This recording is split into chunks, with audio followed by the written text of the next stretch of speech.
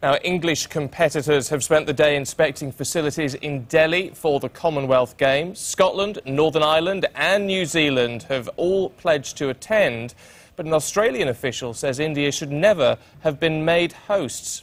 Ashish Joshi reports from Delhi. There's tight security for the athletes who have come to Delhi. This is the five-star hotel where the first England team members are staying, at least until their athletes' accommodation is clean enough to live in. So far, 16 members have arrived from the lawn bowls and the men's hockey teams.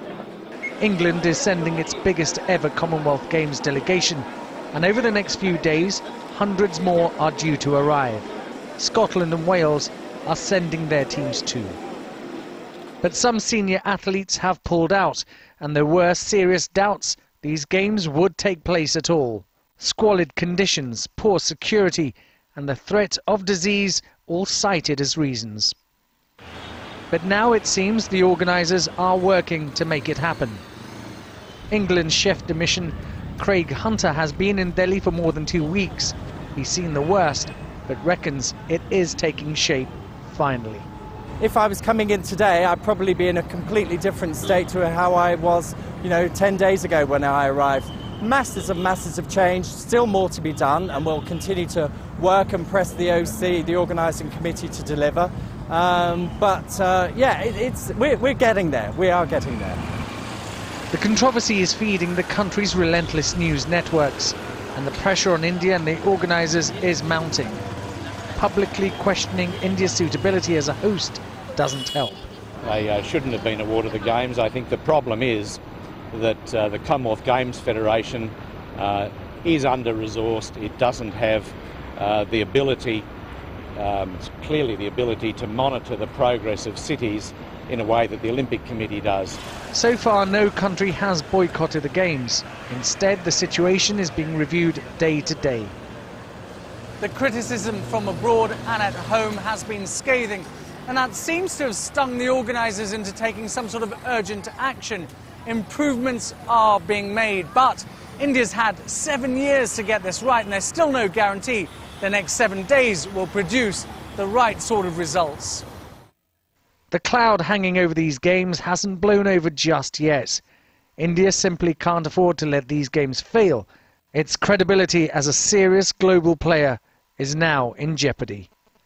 And Ashish is in Delhi for us now. What are the chances of substantial progress being made in the next 48 hours, Ashish, when many of those teams start to arrive in Delhi?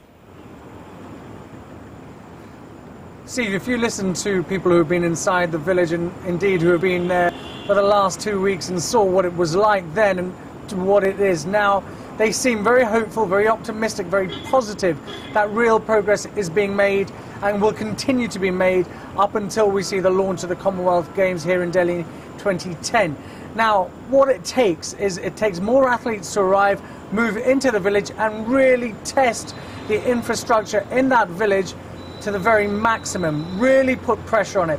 Then if we have another ceiling collapse, another bridge collapse, or more athletes talking about living conditions which are unacceptable or training conditions which aren't up to international standards, then the whole controversy will re-emerge and reignite. At the moment, there seems to be this wishful thinking on the part of all the people who are here. They think it's too late now. We've had all the bad criticism.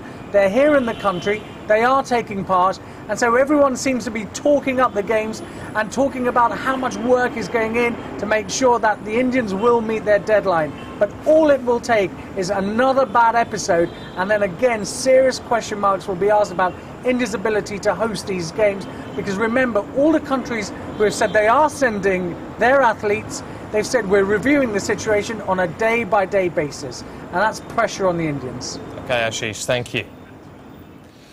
Police marksmen have